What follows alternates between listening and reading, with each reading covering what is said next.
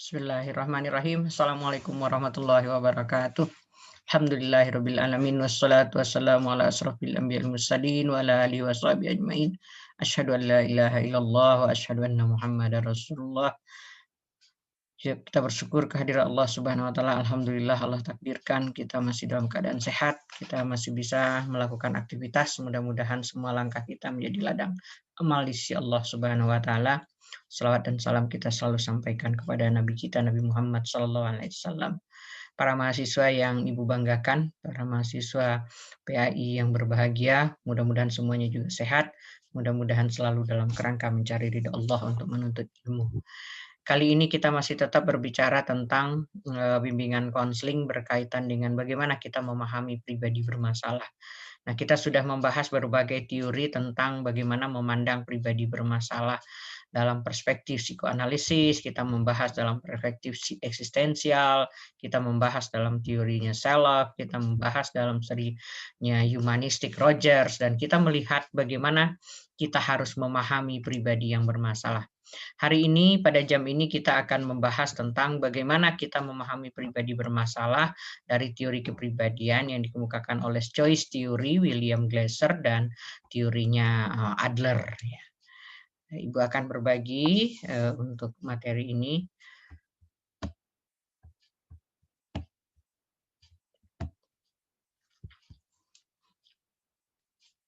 Ya.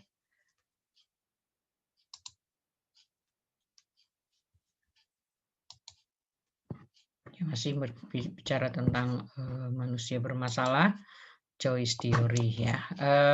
Terapi realitasnya William Glasser. William Glasser itu pertama terkenal dengan terapi realitas, kemudian dia mengubah teorinya menjadi Choice Theory. Nah, dalam terapi realitas, William Glasser memandang ada 3 hal pokok yang menunjukkan bahwa orang itu sehat atau orang itu bermasalah. Kalau dalam teori terapi realitas, katanya ada 3 ciri orang yang sehat. Yang pertama, kalau perilakunya itu memenuhi responsibility, ya, reality dan right. Nah, jadi ada 3 pribadi sehat itu kalau perilakunya misalnya right itu berarti benar. Benar kalau dilihat dari tuntunan nilai atau norma yang dianutnya atau aturan yang dipegangnya. Jadi sepanjang orang itu benar, maka perilakunya itu sehat. Kemudian yang kedua, bukan hanya right tapi juga reality. Reality itu realitas sesuai dengan kenyataannya. Apakah itu logis? Kalau suatu perilaku itu logis, sesuai dengan kenyataannya, sesuai dengan situasinya, maka dia sehat. Kemudian yang ketiga adalah responsibility. Responsibility ini berarti bertanggung jawab. Suatu perilaku dianggap sehat kalau perilaku itu adalah perilaku yang bertanggung jawab. Nah, apa bedanya perilaku bertanggung jawab dengan tidak bertanggung jawab? Perilaku bertanggung jawab adalah ketika dia ingin memenuhi kebutuhannya sendiri atau memenuhi haknya, dia tidak mengganggu orang lain untuk memenuhi haknya atau untuk memenuhi kebutuhannya. Ibu ambil contoh ketika Anda mau makan, anda tidak mengambil jatah orang lain untuk makan. Kenapa? Ketika Anda ambil jatah orang lain berarti Anda tidak bertanggung jawab. Anda mengambil hak orang lain. Atau ketika misalnya orang ingin populer lalu dia menipu dengan cara misalnya menipu dengan angka-angka. Kalau Anda misalnya ada pemilihan dalam mahasiswa, Anda ingin jadi pejabat, misalnya jadi BEM, kemudian Anda ingin mendapatkan dukungan sebanyak-banyaknya, lalu Anda melakukan kebohongan dengan cara menutupi, ada yang kalah sebetulnya, kemudian ingin ditutupi seolah-olah Anda menang. Nah, Anda mengambil hak orang lain, nah di situ Anda tidak bertanggung jawab. Nah, begitu juga kalau misalnya Anda diberi tugas, tetapi kemudian tugas itu Anda alihkan kepada orang lain, sehingga orang lainlah yang akan mengerjakan tugas Anda. Nah, Anda mengambil hak orang lain, di mana dia sebetulnya tidak perlu dengan beban ganda, tapi karena Anda merasa bahwa orang ini bisa membantu Anda atau bisa Anda buat supaya dia melakukan tugas Anda, maka Anda sebetulnya tidak bertanggung jawab. Nah, itu 3 ciri. Tapi kemudian William Glasser mengubah, melengkapi lah ya, barangkali teorinya dia menjadi choice theory. Nah, apa yang menjadi dasar choice theory ini? Kata Glasser, manusia itu lahir itu tidak kosong. Jadi bukan nggak punya apa-apa, tapi begitu lahir kita sudah mempunyai 5 kebutuhan dasar. Kebutuhan dasar yang pertama yaitu survival. Nah, survival untuk mempertahankan hidup. Jadi setiap orang akan berjuang agar dia tetap bisa hidup. Nah, itu kebutuhan dasar. Maka bayi akan menangis kalau kesakitan gitu ya untuk mempertahankan dirinya. Kemudian juga bagaimana orang berjuang untuk makan, bagaimana orang berjuang untuk istirahat, bagaimana orang berjuang untuk misalnya tidak mendapatkan bahaya. Kalau seperti sekarang banyak bencana, bagaimana orang berjuang menyelamatkan diri. Nah, itu survival. Itu sudah kita punya dari kita lahir, kata Glasser. Kemudian yang kebutuhan yang kedua adalah kebutuhan akan love and belonging. Kita tahu kita bisa besar karena kasih sayang orang tua, karena cinta orang tua. Kalaulah bayi lahir itu tidak ada cinta dari orang sekelilingnya, dibiarkan, maka kita tidak akan ada. Kenapa? Karena kebutuhan utama kita makan, buang air, tidur itu dipenuhi oleh lingkungan. Kemudian belonging yaitu rasa memiliki. Nah, ini kebutuhan yang juga lahir kita sudah bawa. Tidak ada orang yang tidak butuh cinta, tidak ada orang yang tidak butuh rasa memiliki atau dan dimiliki, mencintai dan dicintai. Kemudian yang ketiga, power and achievement. Jadi di sini setiap orang butuh melihat dirinya itu kuat. Butuh untuk berprestasi, achievement. Jadi tidak ada anak yang akan bisa dianggap, saya orang nomor 2, saya tidak bisa apa-apa, atau saya tidak mungkin berprestasi. Jadi kalau ada orang tidak bisa di satu bidang, dia akan mencari kekuatan di bidang yang lain. Karena pada dasarnya dia ingin butuh kekuatan. Dia butuh menunjukkan bahwa dirinya itu hebat, dirinya itu punya kekuatan, punya kuasa, dan dia bisa berbuat lebih gitu ya. Ini power and achievement. Kemudian ada freedom and independent. Jadi kebebasan dan kemandirian. Jadi setiap orang kalau selalu berada di bawah wewenang orang lain seperti misalnya korban bullying, itu dia hilang kebebasan dia untuk berbuat karena tertekan oleh orang-orang yang ada di lingkungannya atau orang yang selalu berada di lingkungan keluarga yang membuat dia tidak banyak boleh mengungkapkan pendapat atau masa banyak hukuman. Nah, sehingga dia tidak bisa menunjukkan kemandirian dia dalam melakukan sesuatu. Jadi sebetulnya bisa melakukan sesuatu dengan sendiri itu ada kepuasan dan itu kebutuhan manusia. Jadi kalau ada anak kecil, sini ibu bantu, sini ibu bantu, semuanya ibu bantu. Akhirnya anak tidak bisa menggunakan potensinya, akhirnya dia tidak mandiri. Nah, tidak mandiri ini sebetulnya kalau dihambat itu adalah satu kebutuhan dasar yang tidak terpenuhi. Lalu setiap orang ternyata butuh fun, butuh sesuatu yang menyenangkan. Kalau Anda lihat di lingkungan ini betapa sibuk orang mencari kesenangan. Ada berbagai tempat wisata, ada berbagai tempat makan yang juga menawarkan kesenangan. Ada berbagai misalnya fasilitas yang juga menawarkan sesuatu yang fun. Nah, maka gaya hidup remaja sekarang itu kan kenapa sih banyak yang rusak? Karena mengejar food, fun, and fashion. Nah, 3 hal ini bisa merusak kehidupan kalau itu menjadi tujuan. Tapi ini menurut William Glasser ini adalah kebutuhan dasar. Tidak ada orang yang tidak suka dengan senang. Tidak ada orang yang ingin hidupnya itu sedih, kemudian diliputi oleh masalah, nggak ada. Semua orang ingin keluar dari masalah dan ingin fun. Nah, tapi kata Glasser, di antara 5 kebutuhan itu, kebutuhan yang paling dasar itu adalah love and belonging. Nah, love and belonging itu pemenuhannya tidak bisa oleh diri sendiri. Itu pemenuhannya tergantung pada orang lain. Nah, maka kalau orang punya masalah, kalau kata William Glasser, dia pasti ada masalah dengan love and belonging-nya. Karena kalau misalnya love and belonging terpenuhi, maka biasanya dia nyaman. Nah, love and belonging dari mana? Dari orang terdekatnya. Ini yang kita sebut dengan significant other. Orang yang sangat dekat. Jadi mulai dari orang tuanya, saudaranya, ibunya, kalau orang itu sudah dewasa, pimpinannya, rekan kerjanya. Kalau misalnya Anda sesama mahasiswa itu orang sahabat Anda gitu, orang yang sangat dekat dengan dia. Nah, kalau dia tidak mendapatkan cinta dari significant other itu, terutama mulai dari keluarga, maka dia akan ada masalah dalam dirinya. Nah, misalnya, kenapa sih orang sampai korupsi? Itu bisa dicari. Cinta apa yang hilang? Nah, kenapa Ibu bilang cinta yang hilang? Karena biasanya itu untuk kepuasan diri. Nah, tidak sedikit orang, kenapa dia korupsi? Karena keluarganya menuntut banyak. Karena keluarganya menuntut banyak, kemudian dia mencintai keluarganya, ingin mendapatkan cinta, maka dia berupaya dengan segala cara untuk memenuhi kebutuhan keluarganya, agar dia mendapatkan cinta. Tidak sedikit juga orang menghabiskan uang untuk memperbaiki kecantikannya, untuk gayanya, fashionnya, untuk apa? Agar dia mendapatkan perhatian, agar dia mendapatkan cinta.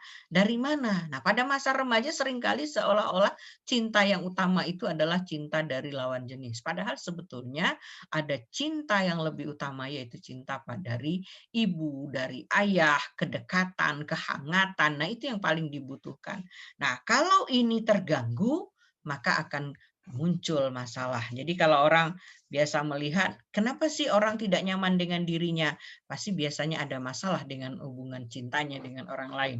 Nah, bisa juga makanya orang yang mencintai istrinya atau mencintai suaminya secara berlebihan, maka dia akan mencari cara apapun agar tetap mendapatkan cintanya. Begitu juga anak kecil. Dia akan melakukan apapun asal dia mendapatkan perhatian, dapatkan cinta. Nah, karena ini kebutuhan dasar.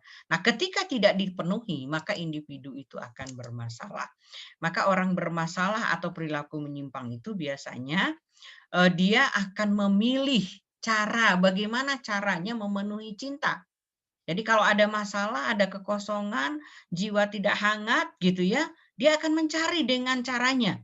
Nah, maka biasanya kalau dia memilih perilaku yang tidak efektif dalam memenuhi kebutuhan cinta itu, maka dia akan menjadi pribadi yang bermasalah. Ibu ambil contoh korupsi tadi, dia memilih cara yang tidak efektif untuk memenuhi kebutuhan cinta.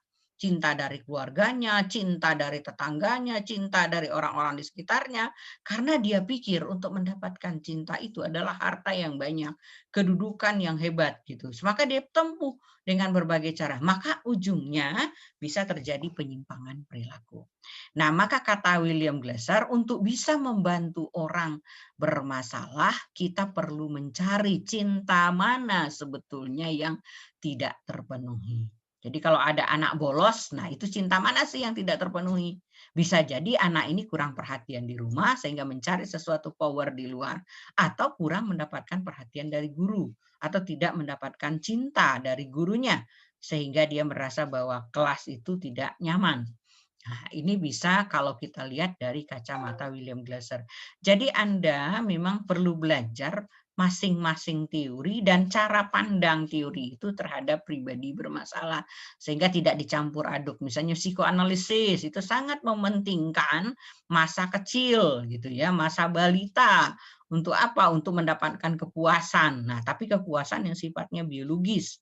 Nah, kalau dalam teorinya realitas ini, terapinya choice theory ini cinta, kehangatan gitu ya, bagaimana rasa memiliki itu bisa menjadi sumber penyebab orang bermasalah. Nah, maka kalau kita bantu orang bermasalah, menurut kacamata William Glasser, bantulah dia dalam memilih perilaku yang efektif. Jadi kalau ada anak misalnya menginginkan motor, kemudian dia ngamuk di rumah, nah, dia sebenarnya ingin mendapatkan perhatian, mendapatkan cinta dengan cara mengamuk. Padahal sebenarnya dengan dia marah-marah, mengamuk, itu malah bukannya mendapatkan cinta, tapi bisa jadi mendapatkan kebencian, kemarahan gitu ya. Sebaliknya. Nah, kenapa dia tempuh ini? Karena dia salah dalam memilih perilaku. Jadi penyebab orang bermasalah itu nggak pandai memilih perilaku yang efektif atau ingin dapatkan cinta kabur dari rumah. Kabur dari rumah itu boro-boro dapat cinta. Nah, gitu ya. Tapi bisa jadi menimbulkan masalah yang lebih besar. Atau seorang istri saking ingin mendapatkan cinta dan perhatian dari suaminya, karena manjanya gitu ya, pulang-pulang misalnya ngambek, ngamuk gitu ya. Kenapa? Karena sebenarnya ingin diperhatikan, tetapi caranya salah. Nah, dengan marah, maka sebaliknya bisa jadi bukan cinta yang didapatkan, tetapi malah kesal. Kemudian juga balik mengalami malah perasaan tidak suka, benci gitu ya. Nah, ini yang akan justru menimbulkan masalah selanjutnya. Nah, maka ada caranya, ada 5 hal yaitu 4 hal, maaf, WDEP ya. Kalau kita mau bantu orang, lihat apa sebetulnya yang diinginkannya. Want. Kemudian direction, apa yang dilakukannya untuk memenuhi kebutuhannya itu, untuk memenuhi keinginannya itu apa yang dilakukan. Direction atau doing, doing-nya apa, gitu kan. Oh, saya ingin dicintai suami saya ingin terlihat cantik, maka saya menghabiskan sebagian besar uang saya untuk mempercantik diri. Nah, berarti arahnya. Nah, apakah ini disukai oleh suaminya? Nah, bisa jadi itu tidak disukai, berarti arah perilakunya tidak tepat. Nah, maka dia dilakukan self evaluation. Coba dievaluasi. Tapi kalau misalnya, oh suaminya cocok dengan begitu, nggak apa-apa, nggak ada masalah dengan keuangan, nggak ada masalah kalau dia mempercantik diri, makin ini makin cantik, makin cinta suami, ya nggak ada masalah. Jadi artinya orang harus mengukur bagaimana cara dia memenuhi cinta dan cinta semacam apa yang dibutuhkannya. Nah, kemudian ada self evaluation, coba dievaluasi. Apakah perilaku yang dilakukan sekarang itu sudah memenuhi harapan untuk mendapatkan cinta? Nah, kalau tidak, maka orang harus merencanakan perilaku yang baru. Maka planning, ya. Kalau dulu dalam teorinya Carl Rogers, kita bicara kalau orang punya masalah, berarti dia sedang tidak mampu memfungsikan dirinya. Berarti dia sedang tidak tahu bagaimana menggunakan potensinya. Maka dia dibantu untuk memfungsikan dirinya, untuk bagaimana mengaktualisasikan dirinya. Kalau di sini, karena orang bermasalah itu biasanya disebabkan karena cara yang salah, yang tidak efektif dalam memenuhi kebutuhan cinta, maka yang dilakukan adalah bagaimana mengevaluasi mana yang tidak tepat dalam memenuhi kebutuhan cinta. Lalu membuat perencanaan apa perilaku baru. Nah, inilah yang disebut dengan WDEP. Nah, ini yang tadi Ibu sampaikan. Kalau dulu terapi realitas, 3 hal ini, gitu ya, menekankan pentingnya tanggung jawab, kemudian ada benar, ada realistis. Maka dalam hal ini, terapinya William Glasser itu tidak sibuk dengan masa lalu, tetapi fokus pada masa sekarang. Jadi tidak terpaku pada gejala masalah. Kalau ibu menyebut bolos itu gejala masalah. Kalau ibu menyebut agresif itu gejala masalah.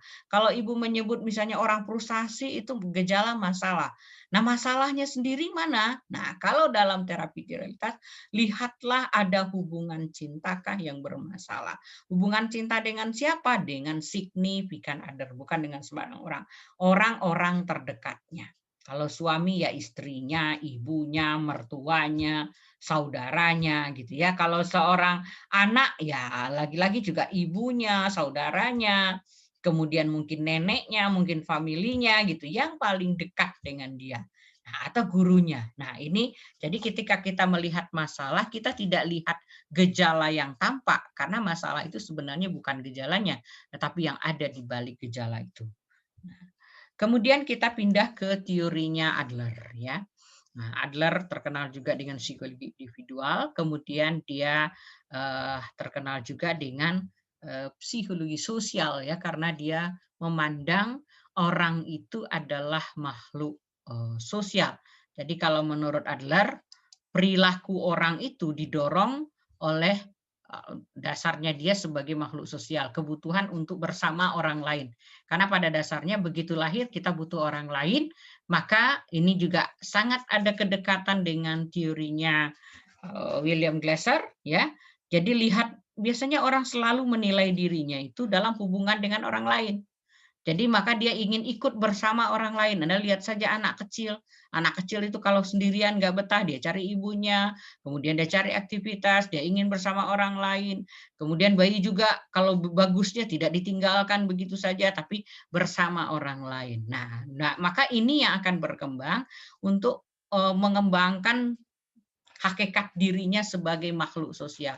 Maka karena manusia makhluk sosial, dia ingin mensejahterakan orang lain. Jadi dia akan mementingkan diri orang lain dibanding dirinya sendiri. Nah, setiap orang itu kata Adler itu adalah konfigurasi unik. Unik kita sudah tahu berbeda dengan yang lain. Nah, konfigurasi unik itu terdiri dari apa? Ada motif-motif. Nah, kita sudah belajar dalam psikologi umum ada motif yaitu daya dorong, penggerak, kemudian ada sifat-sifat yang sudah dibawa. Kemudian ada minat-minat yang dikembangkan oleh lingkungan. Lalu ada nilai-nilai. Nah, konfigurasi unik ini terjadi pada diri individu itu akan menentukan bagaimana dia memenuhi kebutuhannya, bagaimana dia berperilaku. Jadi manusia sebetulnya kata Adler lebih didominasi oleh harapan-harapannya tentang masa depan. Jadi motif utamanya lebih ke masa depan, bukan ke masa lampau. Nah, justru kalau Anda bandingkan dengan teori analisisnya Sigmund Freud lebih kepada melihat masa lampau. Nah, kalau Adler sebetulnya masih muridnya Sigmund Freud, tetapi dia berpikir bukan hanya masa lampau itu yang menentukan perilaku, tapi ke depan bagaimana harapan-harapan individu, seperti apa dia melihat masa depannya gitu ya. Nah, kepercayaan akan masa depan itulah yang akan mendorong perilakunya. Nah, bahkan dia menyebut ya, orang percaya surga, orang percaya neraka di masa depan, maka itu yang akan mendorong perilakunya. Apakah dia akan masuk neraka atau masuk surga. Nah, kalau kita dalam Islam jelas sekali ini tujuan kita, bahwa kita itu datang dari Allah, kembali kepada Allah. Tapi Adler tidak membahas itu, dia hanya membahas manusia dalam konteks pribadi, dalam konteks sosialnya. Nah, kemudian manusia itu seperti apa sebetulnya? Mana yang bermasalah? Pada prinsipnya karena dia berorientasi ke masa depan, manusia itu punya harapan-harapan yang hebat di masa depannya. Seperti ibu baru melahirkan pasti punya sejumlah harapan pada anaknya. Maka nanti harapan-harapan itu dia tularkan, anak juga punya cita-cita, punya sesuatu yang diimpikan. Nah, punya sesuatu yang ideal. Nah, kalau kita itu kan paling ideal itu misalnya, oh ada orang memandang kaya itu ideal, menjadi pejabat itu ideal. Ada orang memandang ideal itu hidup sederhana juga nggak apa-apa, tetapi asalkan kita bahagia. Bahagia itu sesuatu yang ideal. Tapi kata Adler, itu fiksi yang tidak mungkin diwujudkan. Ya sama seperti Anda, semua Anda ingin lulus cum laude. Itu ideal. Semua Anda ingin menjadi pejabat, itu misalnya ideal. Semua Anda ingin kaya, ideal. Semua Anda ingin beribadah dengan sempurnanya, itu ideal. Nah, sesuatu yang ideal ini kadang-kadang hampir tidak mungkin diwujudkan semuanya. Jadi kalau Anda, saya punya keinginan nanti jadi pedagang sukses, jadi guru sukses, jadi kepala rumah tangga sukses, jadi tetangga sukses. Nah, itu semuanya ada idealnya, tetapi yang ideal itu menurut Adler tidak mungkin kita capai. Kenapa? Karena itu patokan ideal ya. Seperti kita kan ingin bagaimana kita dalam melaksanakan kegiatan sehari-hari itu selalu misalnya mendapatkan penghargaan dari orang lain. Nah, itu yang menurut Adler itu akan menyebabkan manusia tidak mungkin mencapai yang ideal, tetapi dia akan mencari apa yang lebih pada dirinya. Jadi karena dia tidak mampu mencapai yang ideal, maka tujuan akhirnya menjadi ingin superior. Jadi manusia itu ingin lebih, ingin berkuasa, ingin bisa menjadi agresif kalau dia kekuasaannya terganggu gitu ya. Nah, jadi sebetulnya hampir sama dengan teorinya William Glasser dalam hal power ya. Manusia itu membutuhkan kekuatan, membutuhkan berkuasa, membutuhkan bahwa dia terlihat hebat. Nah, jadi sini dalam rangka apa? Kalau Adler dalam rangka menuju yang ideal. Maka kalau kita ingin rumah bersih, bersihnya itu seperti apa? Ada orang yang sangat perfeksionis.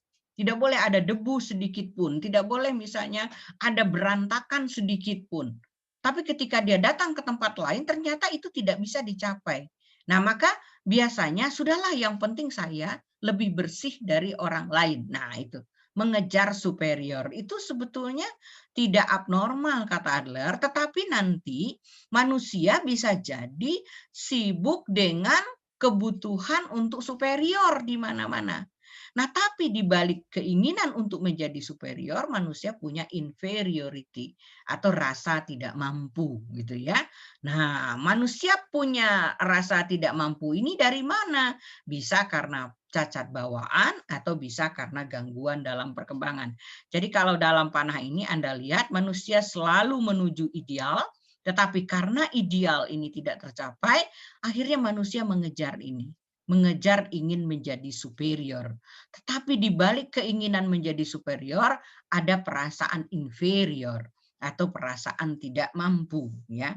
Nah, inferioritas itu apa? Itu perasaan kurang. Ada orang merasa kurang secara fisik, ada orang merasa kurang dalam sisi kecantikan, ada orang merasa kurang hebat, ada orang merasa kurang kuat, ada orang merasa kurang cantik, ada orang merasa kurang tampan, ada orang merasa kurang pintar. Jadi fisik dan psikologis. Jadi ada orang yang merasa bahwa wah saya tidak menarik kulitnya dan ada perasaan-perasaan kalau misalnya Anda membayangkan idealnya apa sih? Cantiknya perempuan, kulitnya putih, mulus, tetapi kemudian lihat kulit sendiri, ternyata saya masih jauh dari situ. Nah, itu perasaan inferior. Nah, perasaan-perasaan inferiority ini sifatnya subjektif. Dan dia bisa berubah-berubah kalau sebetulnya kita melakukan pembimbingan. Tapi bisa juga oleh karena perlakuan lingkungan kita menjadi inferior. Dianggap nomor 2 terus, tidak pernah didengarkan, itu bisa membuat orang menjadi inferior.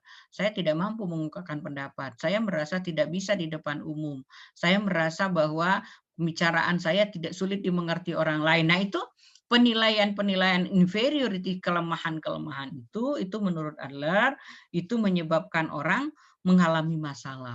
Kenapa? Karena dia sebetulnya ingin superior. Nah, tapi kalau superioritas saja yang berkuasa, manusia asal lebih saja dari orang lain, dia bisa lupa kepada tujuan idealnya.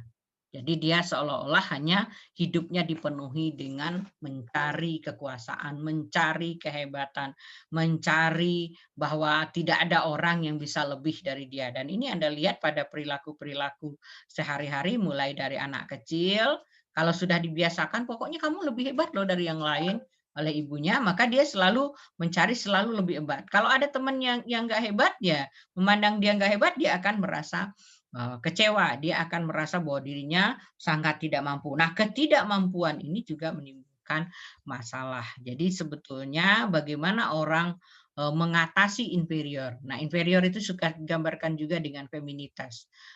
Feminitas ini yaitu perasaan bahwa saya tidak kuat, saya tidak kuasa, saya tidak bisa. Nah, tapi kemudian lawannya adalah munculnya hasrat untuk menjadi superioritas atau maskulinitas. Nah, pada dasarnya tujuannya adalah kesempurnaan, tapi manusia kadang-kadang bisa lupa. Bukan yang sempurna yang dia kaji, tapi lebih kepada bagaimana dilihat oleh orang lain. Nah, kan dia makhluk sosial. Nah, minat sosial itu sebetulnya, kalau menurut Adler, itu merupakan kompensasi untuk mencapai kesempurnaan. Biar kita mendapatkan pengakuan dari orang lain, kan harus berada bersama orang lain. Harus memimpin. Kalau misalnya kita tidak terlibat dengan orang lain, tidak membantu orang lain, bagaimana kita bisa terlihat bahwa kita punya superior? Maka orang ingin membantu orang lain supaya dia lebih dilihat lebih kuat daripada orang lain. Nah, itu pandangan-pandangan Adler tentang manusia ya. Jadi kemudian satu konsep lagi yang cukup penting dalam pandangan Adler adalah gaya hidup. Nah, ini sebagian besar gaya hidup ini ditentukan oleh inferioritas khusus ya sejak kecil. Misalnya bagaimana Napoleon yang kecil itu ingin terlihat besar, maka tubuhnya yang kecil tidak menjadi alasan untuk dia tidak memiliki kekuasaan. Maka dia berusaha melatih dirinya sedemikian rupa sehingga dia terlihat kuat. Nah, gaya hidup ini kapan dibentuk? Terutama pada masa kanak-kanak usia 4 sampai 5 tahun.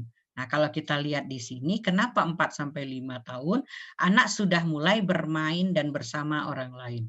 Nah, kalau di kita sebetulnya sudah mulai masuk playgroup bersama anak lain. Anak akan membandingkan dirinya dengan orang lain karena dia ingin terlibat dengan orang lain, lalu dia akan melihat apakah saya merasa tidak mampu terus. Nah, kalau tidak mampu terus, inferioritas itu akan dibawa terus ke masa perkembangan berikutnya. Nah, kemudian sebetulnya gaya hidup itu apa? Sistem ya, bagaimana orang menunjukkan dirinya. Jadi itu terbawa terus.